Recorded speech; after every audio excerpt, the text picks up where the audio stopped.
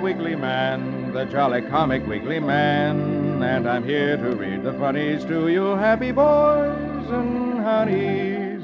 Yes, boys and girls, it's Comic Weekly time, and here I come right into your house to bring a little fun and happiness. Right out of the pages of Puck the Comic Weekly, straight into your living room, your friend, the Comic Weekly Man, the jolly Comic Weekly Man. Hello, hello, hello. Hello, hello, hello. Hello, hello, hello. Hello, hello, hello. Little Miss Honey, how are you today? Oh, I'm so excited I can just hardly wait. Excited about what? Can't you guess? Why, no. I have no idea at all. Oh, my, you grown-ups. Christmas is coming in 1 week. Oh, that's right. Jolly old St. Nicholas, little Jack Horner who pulled out a plum And jingle bells and presents and... Don't you just love it? I certainly do, and I'm sure it's going to be a wonderful Christmas. Oh, Christmas is wonderful always. Yes, it is. Just because it's Christmas. That's so true. Now, please read me the funnies. Puck the Comic Weekly. Very well, I will in just a moment. But before I do, let's listen to this nice man.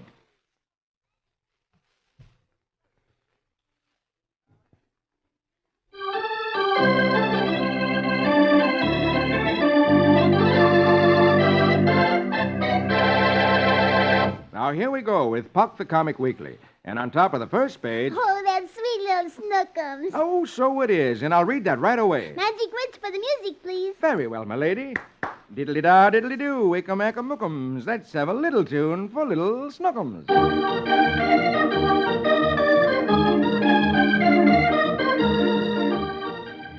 Archie is downtown with Snookums. Archie turns his head, and a second later, Snookums is walking right out toward the street. And Archie screeches, "Snookums, come here! How many times have I told you not to leave Papa's side?" Archie takes Snookums' hand, and they walk along a little further. As they chat, Snookums pulls his hand away. When Archie looks down, he sees that Snookums has disappeared again. And last picture, top row, Archie sees him heading for the curb, and he screeches, "Snookums! Didn't I tell you not to leave my side?" First picture, bottom row, they come to a toy store. And the sign in the window reads, "Sale, Junior Cop Outfit." And that gives Archie a bright idea. And a second later, they're in the store, and Archie has bought the Junior Cop outfit. The salesman asks, "Shall I wrap it up, sir?" And Archie replies, No. Keep the box. I'll wear it." And last picture of the row, Archie and Snookums are walking down the street. Archie is wearing the policeman's star, carrying the club, and little Snookums is handcuffed to Archie. Oh, wasn't that clever? He handcuffs little Snookums to him so that he can't get away. Yes, that was a very bright idea, and much safer. Yeah. Oh, I think it's fun playing cops that way. Yes, but Snookums doesn't look as happy about that as you'd think he would. Well, I guess he's more curious about the things that he can see in the street. I'm afraid so. Well, at any rate, now Snookums won't get run over by a car. No, and you should always be careful not to go in the street, especially when you're a little boy or a little girl. Oh, I'm glad you told that to all of your friends who are listening. I hope they mind me. Oh, I'm sure they will. Good. Oh, over the page quick to Flash Gordon, because Flash is on a strange planet, and the wizard, who doesn't like Flash, tried to get Flash killed dead, but Flash fooled him. Yes, and now Flash is safe. But today, the wizard is going to make Dale go through her ordeal. I think he's a cruel, old, mean thing. Please read and let's see what's going to be and how it turns out. All right, very well. Here we go with Flash Gordon. Riga-riga-doon-doons, hashkamatash. Let's have music for Heroic Flash.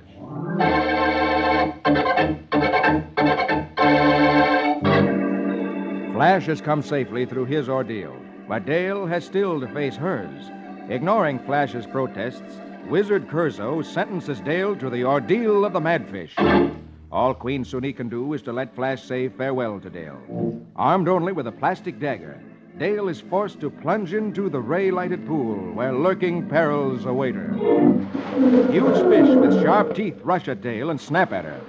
Last picture, top row. Frenzied by the ray light, the mad fish attack Dale fiercely. She fights back as best she can. Flash groans, Oh, it's not fair. She hasn't a chance. Then first picture bottom row. Flash snatches Suni's jewel dagger and dives to Dale's aid. Curzo moves to interfere. But Queen Suni warns that Flash isn't breaking any of his laws, that he never dreamed anyone would be devoted enough to risk sharing a victim's fate. Not even the vicious Madfish can outfight Flash when he's defending Dale. And Dale does her full share, forgetting her own danger and her anxiety to keep harm from befalling Flash. And together they drive off the Madfish. As Flash and Dale climb out of the pool, last picture, Queen Suni tells Curzo there's nothing more he can do to them, that they've survived their ordeals, and that she's now going to take Flash and Dale back to the palace. The wizard frowns and warns, It's your mistake, and you'll answer to me if these intruders from space break our laws against metal. Does he mean that if Flash were to try to make a metal ship so that he can get off the planet, that he will try to kill him again? yes. Well, that means that Flash will just have to stay there forever and ever. It certainly looks that way, unless he could build a plastic ship of some kind. Oh, I hope he can. I hope he can. Well, we'll find out more about that next week. Oh, look. Underneath Flash Gordon, there's Roy Rogers way up there in the front. Yes, you've been so eager to read him that I thought I'd move him up here. Goody. Let's see what new adventure Roy starts today. All right, here we go with Roy Rogers. Hi-yip-hi-yo. Now here we go with Roy and Trigger. Hi-yip-hi-yo.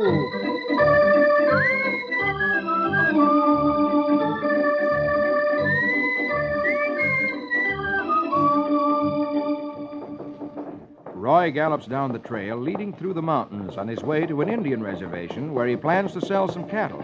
He sees a fort along the road. The fort has been deserted ever since the Indians made peace with the white men. As Roy nears it, suddenly he hears a shot, and a boy in a pony gallops out of the fort furiously. He hears the boy shout, last picture top row, "Run, Clover, he's after us!" First picture next row, there's another shot, and a man on a horse gallops out of the fort chasing the boy. And he shouts, "Stop, you young scamp! I'll blast you out of the saddle!" In a second, Roy has his lariat out, tears after the man who's firing at the boy. He flips his lariat, and in a second, Roy has jerked the old man off the horse. Last picture of the row. The man snarls, "What's the idea of roping me, you crazy cowpoke?" Roy exclaims, "The kid's horse stumbled. He'll be hurt." So he gallops after the boy, first picture, bottom row. The boy jumps to his feet and runs to the cliff. Roy calls, Hey, don't run. I'm your friend." The boy cries, "Hey, leave me alone." And then suddenly leaps over the cliff into the river below. Roy jumps off Trigger and runs to the edge of the cliff to look after the boy. At this moment, the man who was chasing the boy has worked himself loose of the rope and has picked up a rifle and is sneaking up behind Roy. Roy says to himself, last picture, "He can't fight those rapids. He'll drown. Here, grab something and hang on, Sonny. I'm coming."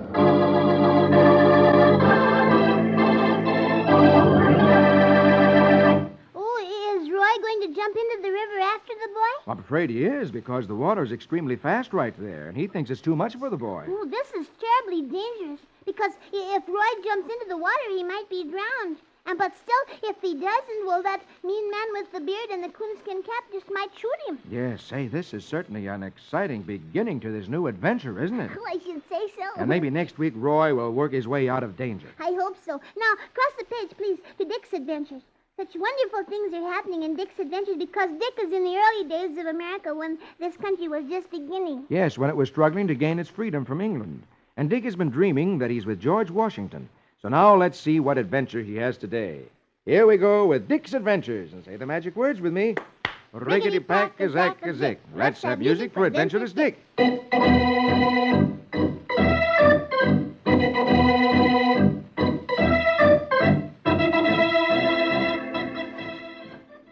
In his dream, Dick finds himself back in 1776, marching with the first American militia under General Washington. The road leads out of Boston south toward New York, now threatened with capture by the King's redcoats. It's a hot, dusty midsummer day. Last picture, top row, the men stop for a little rest. As Dick stretches out on the ground, his comrade says, "Fine armor we got. Not enough guns, not enough bullets. Shucks, we ain't even told the kind we're free and independent." Dick murmurs drowsily, "Oh, today's the 4th of July. Independence Day. Yeah, I thought Thomas Jefferson in Philadelphia. And Dick falls off asleep. He dreams that he's walking down the streets of Philadelphia. First picture next row, a man there selling newspapers says, Newspaper, sir? The Philadelphia Gazette. Full account of the rebellion against the British. Dick exclaims, Hey, gosh, I must be in Philadelphia. Well, thanks. I'll take a paper. the man goes on, Best newspaper in the colonies, Corporal. The editor is one of the finest writers, finest statesmen, finest scientists in the world. One of the greatest American patriots. Dick exclaims, Benjamin Franklin. But I don't see anything about the Declaration of Independence. And shouldn't the Liberty Bell be ringing? Puzzled, the old man shakes his head. Dick sees two men passing by across the street. Last picture of the row, as Dick watches, the two men walk rapidly into the printing shop. The old man exclaims, Oh, it's Thomas Jefferson and John Adams. They've been with Mr. Franklin for days. Dick sees a sign atop the store. It reads, Philadelphia Gazette, Benjamin Franklin. First picture, bottom row. A few minutes later, the door of the printing shop abruptly opens, and an elderly man peers out over his spectacles. Spying Dick, he calls, Come here, please. The man selling newspapers says, It's Mr. Franklin. Last picture, Dick exclaims softly, Well, I wonder what he wants with me. Oh, coming, sir.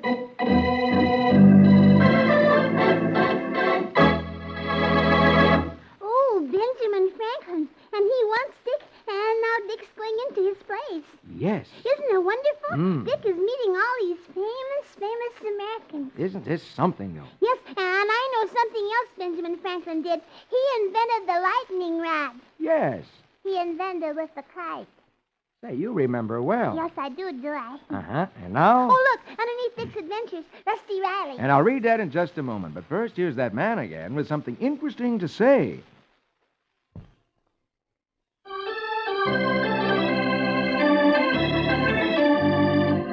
Now, here we go again with Puck the Comic Weekly. And on the bottom of page 3 of the first section with Rusty Riley. Magic words for the music, please. Very well, my lady. Gallop and run till the road is dusty. Give us music for his horse and Rusty.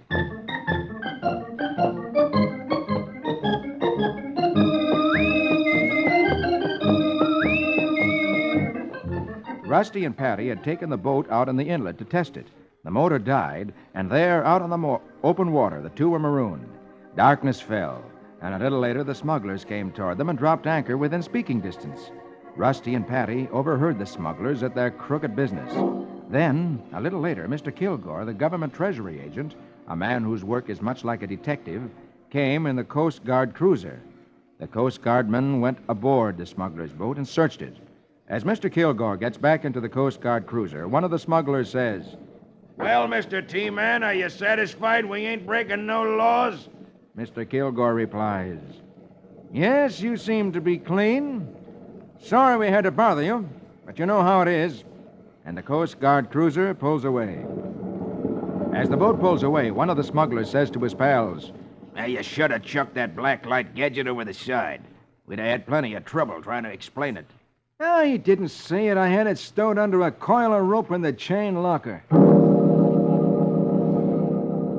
At this moment, last picture, top row, on the Coast Guard cruiser, one of the men says to Mr. Kilgore, Well, excuse me, Mr. Kilgore. We just got a radio flash from the station. A couple of kids are supposed to be out here in the inlet in a motorboat lost.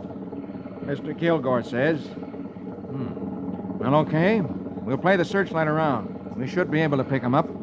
And in a second, the searchlight picks out Rusty's boat. They head for it as Rusty throws up his hands, first picture, bottom row, calling, Hey, help, over here! The Coast Guard cruiser pulls up beside Rusty's boat. Mr. Kilgore exclaims, Well, by George, it's the youngsters from the Miles place. And a moment later, Rusty and Patty are in the Coast Guard cruiser on their way back to shore. As they head back, Rusty tells Mr. Kilgore, Yeah, we ran out of gas. We were just going to yell to that other boat when we heard him talking about Captain Clune's lobster pots. Patty tells him she thought that they were going to rob the lobster pots. Mr. Kilgore says thoughtfully, Say, maybe they are. Well, we'll keep an eye on them.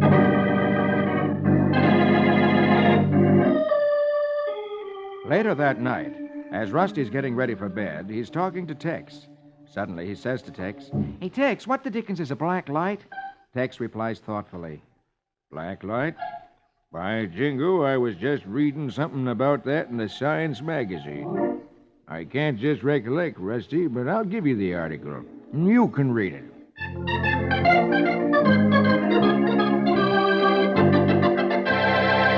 Oh, goody. Maybe next week we'll find out all about what that black light is. Yes, maybe we will. And maybe we'll find that it's a clue that'll help Rusty catch the smugglers, and then he will be a hero. Yeah, maybe so. Oh, I hope so. I hope so. Good. Now... Oh, now is the time for my funny friend Dagwood. It is indeed. So let's pick up the first page of the second section of Puck the Comic Weekly, and here we go with Dagwood and Blondie.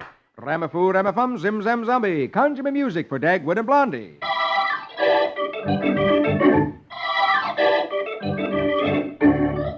Mr. Dithers is talking to his friend Donald, a very timid-looking man.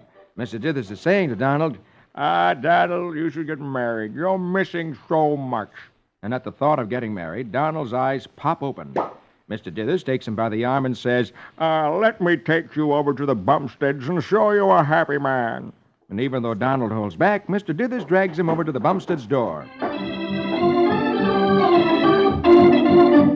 Last picture, top row. As they stand on the Bumstead's doorstep, Mr. Dithers says, Here's his home, his own little castle, and he's treated like a king in there. Donald looks very nervous. And Mr. Dithers rings the doorbell.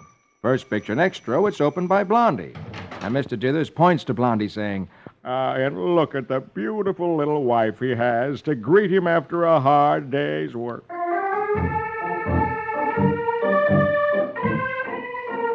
Mr. Dithers takes Donald to the kitchen.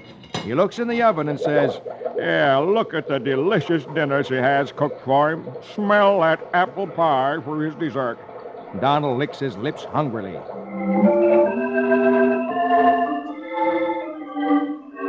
Last picture of the row, Mr. Dithers points out Alexander, Cookie, and the dogs quietly enjoying themselves, and he says, And little children and pets to bring joy and comfort. Beautiful, isn't it? And Donald holds his hat reverently in this one moment of peace and quiet, which is the children's hour.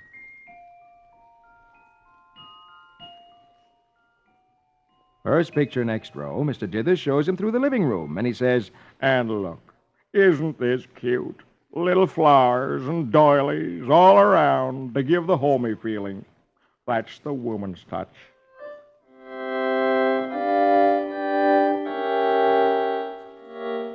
Then Mr. Dithers takes Donald upstairs and shows him Dagwood's bedroom and bureau and says, Yeah, look, everything is done for him. See how carefully she places his shirts and handkerchiefs in his bureau.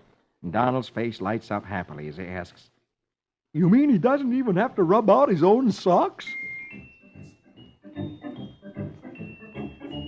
Next picture, Mr. Dithers points out Dagwood, who is smoking his pipe in a comfortable chair, reading a paper, and he says, And there you see the contented husband with his pipe and slippers. A happy man. And Donald says, Hey, that settles it. I'm going to get married.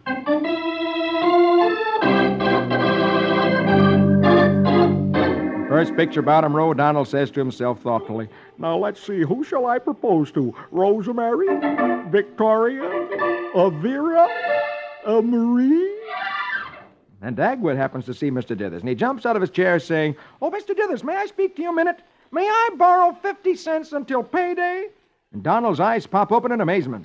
And Mr. Dithers goes... And last picture, Donald is tearing down the street with Mr. Dithers after him trying to catch him. And Dithers says, Now, money isn't everything, Donald. And Donald yells, Yeah, I know, but it's nice stuff to have in your pockets. Isn't that funny? That silly man. He decides to get married until he found out that Dagwood didn't have any money. Yes. Well, being married is expensive, and a man has to work very hard to pay for his house and a car and buy clothes for his wife and feed his children and buy clothes for the children. And food for the dogs. Yes, yes. But even so, all the money in the world couldn't take the place of a lovely family and a lovely home. Yes, because the home is so romantic. Mm-hmm. Well, now, Oh, look, right here under Blondie is Donald Duckle, good for a chuckle. and I know you want to read that, so Yes. here we go with Donald Duck. Say the magic words with me. Squeejum, squeejum, squiddly chicka-chack. Let's have music to fit a quack-quack.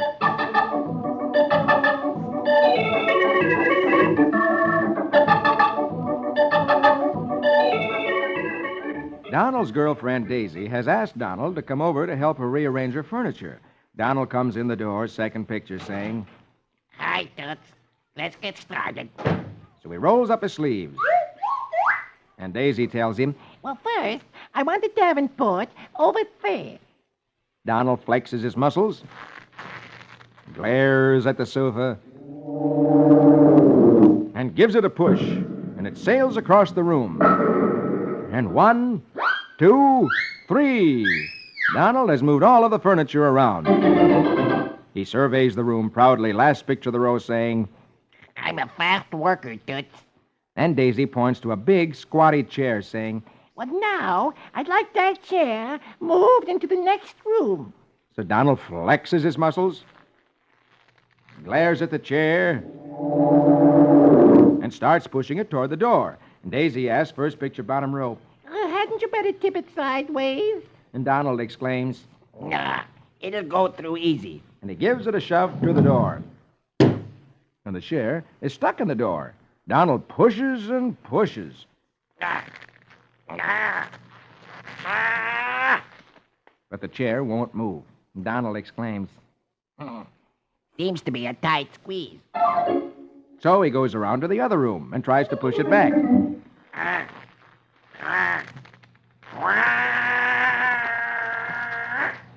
But the chair won't move. Donald exclaims. Wow, wow. Sort of seems slightly stuck. Daisy says, Well, I can't wait any longer. I have shopping to do. as she goes out the door, she tells him, And don't you dare go away and leave that blocking my doorway. and Donald replies cheerfully, Don't worry, Toots. Your door won't be blocked when you get back. Later in the afternoon, Daisy returns home after doing her shopping. She walks into her living room, and last picture sees the chair still stuck in the doorway, but a ladder has been set up over it, so she can climb up over the ladder on one side and down into the other room on the other side. And as Daisy stares at it, she feels just like this. Wasn't that clever? Donald gets the chair stuck in the door, and then when he can't get it out, he builds a ladder so that she has to go from one room to another on the ladder. I think that's the funniest thing. Yes, that Donald has some funny ideas. Yes, he certainly has. Well, now shall we see what Prince Valiant is doing? Oh, yes, because he came to a strange castle, and he asked if he could stay there overnight. And then the next morning when he got up, the castle was being attacked, and now Prince Valiant has to stay there, and there's going to be a big battle. So here we go, over to the last page to Prince Valiant in the days of King Arthur. Hackett, Brackett, Grey Malkin, and Quince. Music romantic for a fair, fair prince.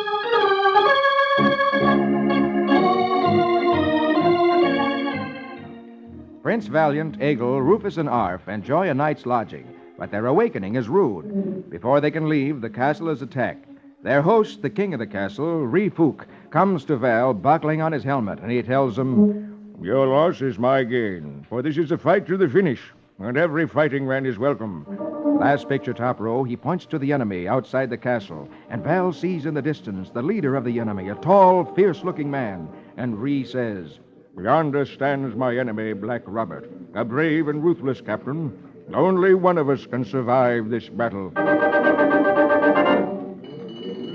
First picture, next row, Val and his friends tour the castle to become familiar with its defenses. There is none of the confusion that usually attends preparations for an attack, where these two unyielding enemies have planned each other's downfall for many years. Val watches as baskets of arrows are set up behind the parapets, and workmen prepare the huge catapult. Every precaution is taken to defend the castle. Last picture of the row, we see the army outside the castle. They're preparing for the attack. Foot soldiers surround the castle, and later in the day, the war engines, ram, ballista, mangonel, and catapult thunder into action against the main gate. For 2 days, the stout, iron-studded gates withstand the terrible battering, and then they splinter and fall. But in the meantime, Sir Ree has sealed up the arch with masonry, and first picture bottom row, the attackers find themselves face to face with a blank wall of stone. Black Robert hurls one assault after another, probing, searching for a weak spot in the defenses. He sends his men against the castle with scaling ladders. But as they climb up the ladders, seeking to go into the castle, the ladders are pushed from the walls, and his men are thrown back. Last picture, Val's friend, Reefuk, says, as he notices his enemy still trying to break through, "Our enemies show unexpected strength. A messenger must get through to ask my brothers for help."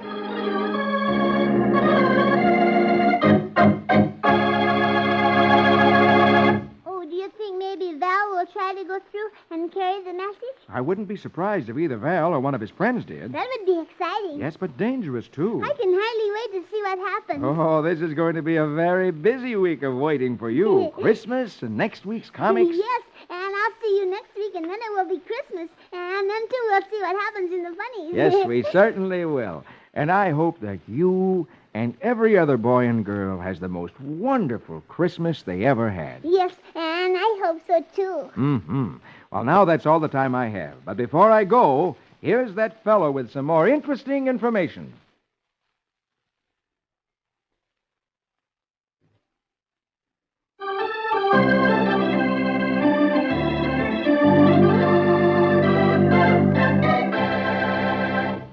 Well, honey, and all you boys and girls, I've got to go now. All right, Mr. Comic Weekly Man, but I'll be waiting for you next week. Okay, that's a date, and a date with all you boys and girls. Be sure to meet me with our little friend, Miss Honey, next week when I read Puck the Comic Weekly. For I'm the Comic Weekly Man, the jolly Comic Weekly Man. I'll be back to read the funnies to you happy boys and honeys. Don't forget, boys and girls, see you all next week. Your friend, the Comic Weekly Man. The Jolly Comic Weekly Man.